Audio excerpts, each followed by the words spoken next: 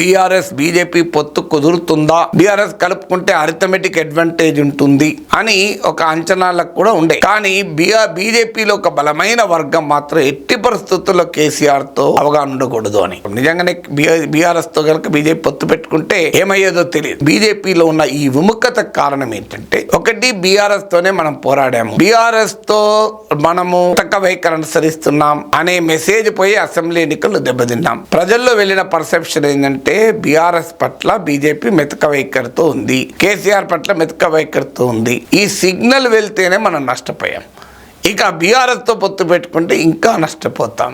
BRS మునిగి ship, దాని గురించి మనకి ఎందుకు? అందువల్ల మనకు సొంతగానే 35% ఓటింగ్ వచ్చింది, 8 సీట్లు వచ్చాయి. అసెంబ్లీ ఎన్నికల్లో 8 ఎమ్మెల్యేలు గెలుచుకున్నాం, 14% వచ్చింది. భవిష్యత్తు మనదే కదా, ఓపిక పడదామనే ధోరణి బీజేపీలో వ్యక్తమవుతుంది.